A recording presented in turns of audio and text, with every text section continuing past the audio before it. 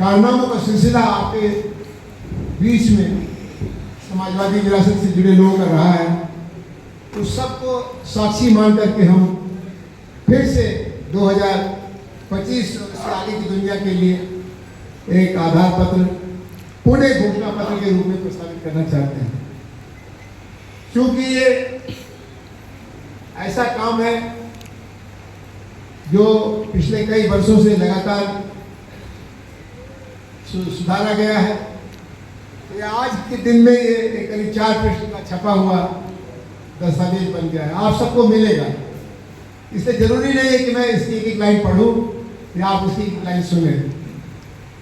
ये तो एक ऐसा कागज है जो आराम से पढ़ने लायक है, सोचने लायक है, संवाद के लायक है। तो जो लोग मंच पर आए हैं देश के अलग अलग हिस्सों से, ये दोबारा फिर कब मिलेंगे कहना मुश्किल है।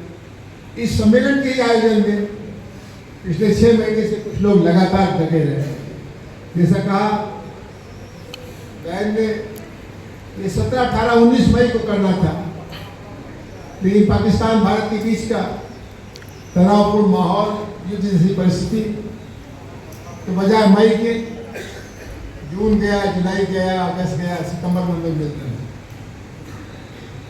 लेकिन इसका लाभ ये हुआ कि बहुत से ऐसे लोग जो मई के सम्मेलन में शायद ना आ पाते, समय के अभाव में, सूचना के अभाव में, वो यहाँ आ सके। इस घोषणा पत्र को हम लोगों ने 4-5 हिस्सों में बनाया है। पहला हिस्सा पृष्ठभूमि का, आखिर हमारी बात का आधार क्या है, इसकी पृष्ठभूमि क्या है, हम जो बता रहे हैं उसके पीछे हमारा तजुर्बा क्या रहा है, हमारा सोच क्या रहा है। पृष्ठभूमि के बाद हम आज की चुनौतियों पर आएंगे, और आज की सबसे गंभीर 5 चुनौतियों को हमने गिना है। और संगठन और विचारधारा के लोगों के सामने चुनौतियां और होंगी। हमारे सामने जो चुनौतियां हैं उसको समाजवाद की दृष्टि से हम आपके सामने रखेंगे।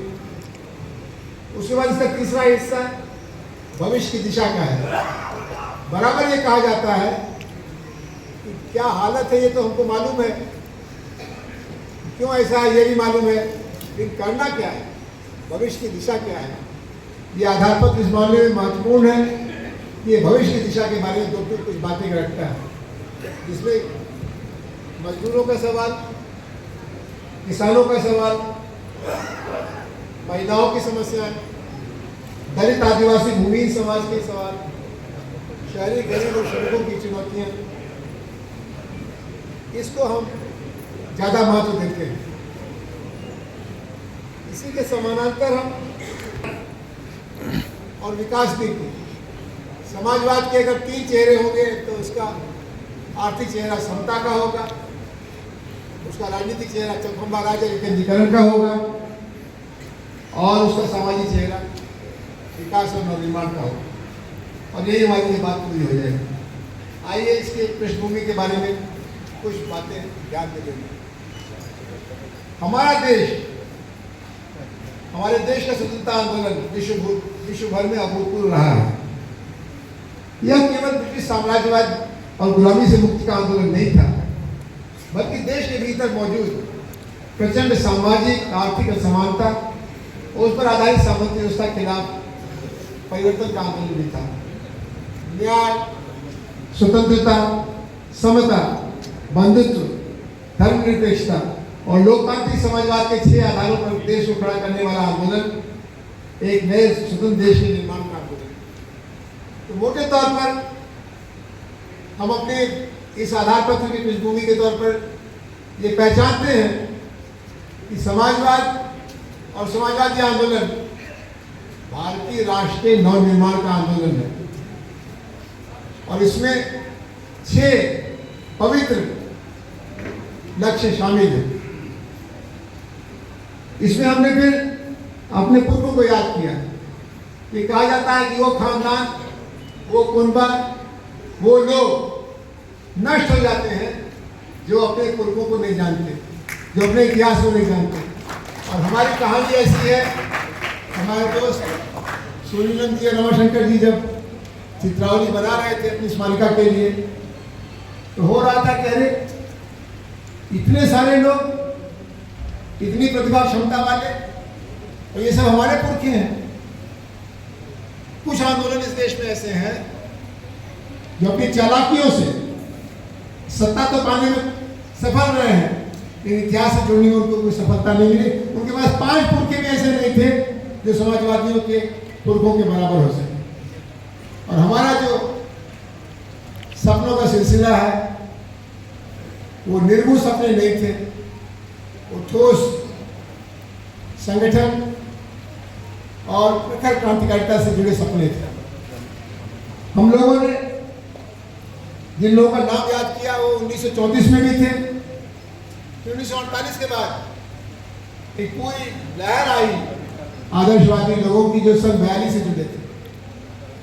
उन्होंने 1974-75 तक लगाम संभाली। उसके बाद जयप्रकाश जी के नेतृत्व में जब संपूर्ण क्रांति का आंदोलन हुआ, और फिर उससे भी ज्यादा इमरजेंसी का मुकाबला करने के लिए जब देश को चुनौती दी गई, उससे एक तीसरी पीढ़ी सामने आई। आज जो लोग यहाँ बैठे हुए हैं ये 1934 वाले नहीं हैं, 1948 वाले नहीं हैं, ज्यादातर 1974-77 वाले हैं। इन्होंने खड़े होकर के पूरी ताकत के साथ तानाशाही का मुकाबला किया। जब और लोग माफी मांग रहे थे और लोग सत्ता के साथ जुड़ने के बहाने खोज रहे थे, तब समाजवादियों ने अडिग रह करके तानाशाही और लोकतंत्र के बीच देश को चुनने का मौका दिया, विकल्प निर्माण का मौका दिया। अब हम आज की चुनौतियों के बारे में आपका ध्यान रखना चाहते हैं। हम जब समाजवादी आंदोलन के 90 बरस पूरे कर रहे हैं, तब देश पर बेरोजगारी, महंगाई, सांप्रदायिक कट्टरता और जातिवाद हावी।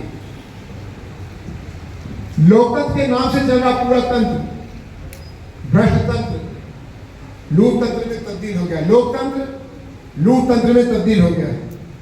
भारतीय संविधान में भले ही संघ, राज्य और केंद्रीकृत पंचायती राज के प्रावधान किए गए हों, एक पूरा तंत्र केंद्रीकरण और मुट्ठीभर पूंजीपतियों के प्रभाव में चलता दिखाई देता है।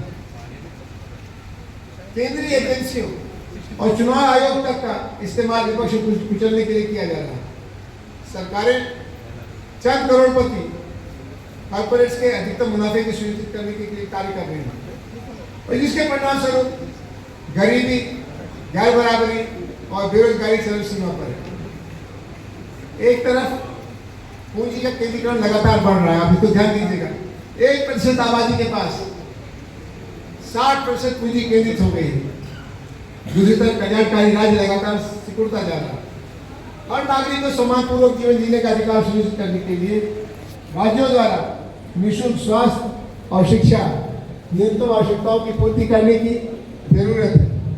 बुनियादी परिवर्तन द्वारा न्याय और सत्ता पर आधारित सम्मानजनक रोजगार के बजाय चुनावी परिप्रेक्ष्य में राजनीतिक दलों और शासनकर्ताओं के द्वारा राहत की तात्कालिक योजनाएं बनाकर लोगों को याचक बनाया जाना संविधान विरोधी है।